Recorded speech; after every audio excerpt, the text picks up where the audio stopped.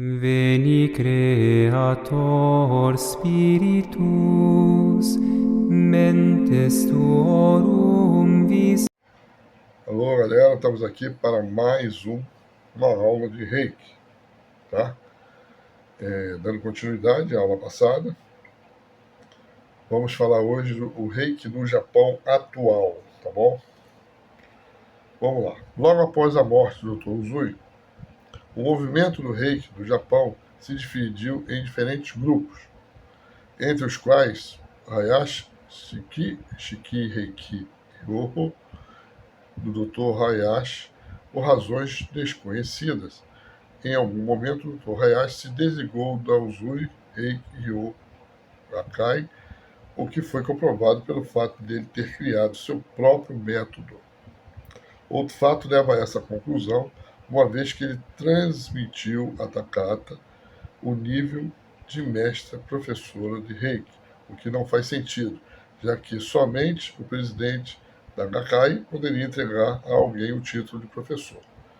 Quer dizer, esse desligamento, né, dele fez com que ele exercesse funções que só a instituição poderia fazer. Afirma-se que Hayashi foi bastante famoso em sua época e que a quantidade de seus seguidores superou em muito a do grupo originário da Gakkai. Entretanto, a organização criada por ele praticamente desapareceu após sua morte, embora sua esposa, Shie Hayashi, tenha continuado a ensinar Reiki. No Japão, se afirma que a história de suicídio interior de Hayashi e que muitos de nós levam em livros ocidentais de Reiki é apenas uma lenda. O fato é que, como o Dr. Hayashi viajava com frequência aos Estados Unidos para ensinar Reiki, e quando se estabeleceu a guerra, os dois países tornaram-se inimigos. Surgiram rumores de que ele era um agente, razão pela qual decidiu tirar sua própria vida. Porque realmente as relações entre Estados Unidos e Japão na Segunda Guerra foi extrema, né? Os grupos de Reiki no Japão ou eram muito pequenos ou tinham áreas enigmáticas e por isso cresceram pouco. A maior parte deles acabou depois da Segunda Guerra. Muitos deles apareciam após a morte de seu fundador e outros mudavam seu conteúdo para satisfazer a determinados interesses. Alguns dos pequenos grupos religiosos que existem hoje no Japão foram criados por alunos do Dr. Usui.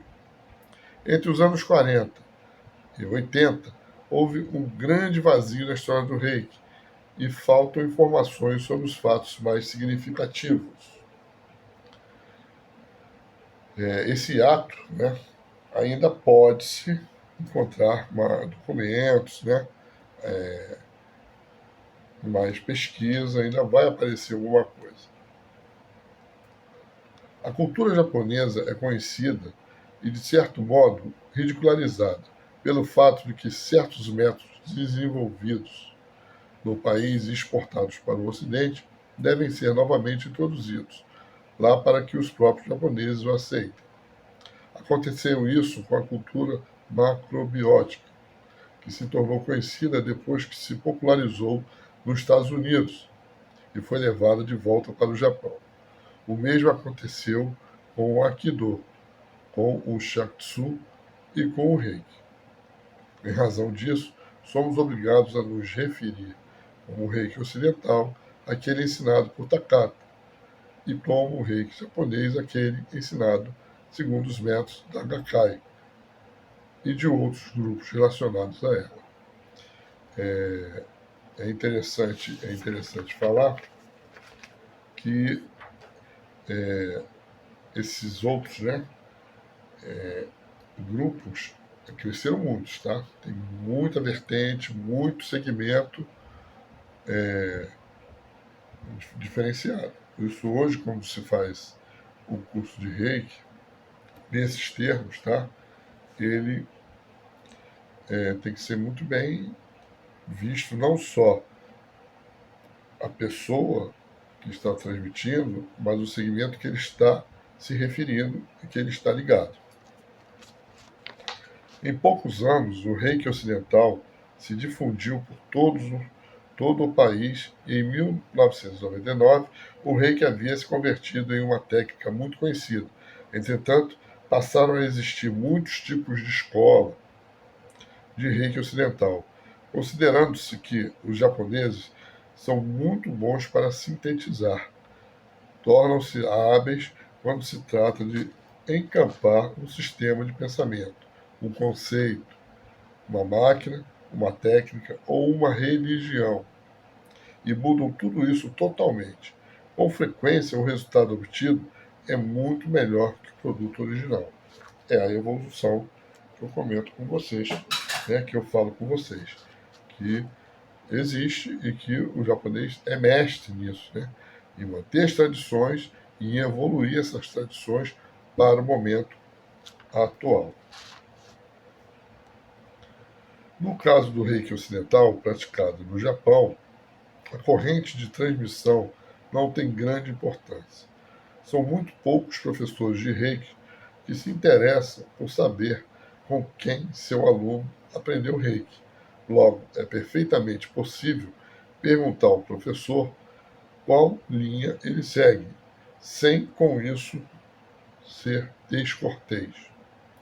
Nos círculos de reiki ocidental, ser japonês e ensinar reiki é considerado um símbolo de status. Claro, né? Porque é oriundo, né?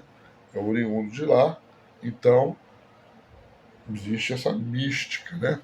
Mas o importante é que tanto o Japão trouxe o reiki para o Ocidente, como hoje o Ocidente também leva ao Japão, né? Porque nós temos que entender que essas modificações, elas vêm, vamos dizer assim, dar, denominar particularidades em determinado segmento.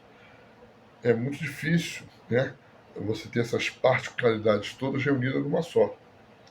Então as pessoas vão se adaptando ou se readaptando de acordo com aquilo que sente materialmente, espiritualmente, e assim conseguindo botar em prática um ou outro, ou até acoplando dois ou três, mas são muitos segmentos. Né? O que nós aqui, no nosso curso, fazemos é adaptar, readaptar e se utilizar da maior quantidade possível e sendo uma, vamos dizer assim, uma giranda, quer dizer, onde seja acoplada vários outros segmentos num só.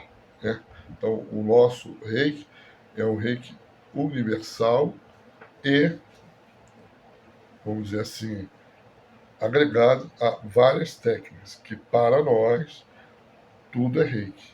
Que o reiki é a transmissão, no início é a posição, né, de transmissão, porém, existem várias maneiras de transmitir essa energia. O reiki é uma delas, porém, o nosso reiki é um reiki total, é um reiki único.